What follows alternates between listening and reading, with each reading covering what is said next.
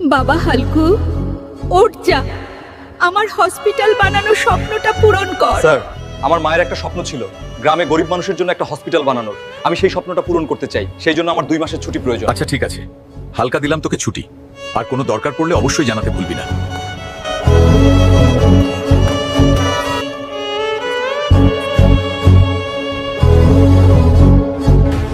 Red Bull is the secret of my energy.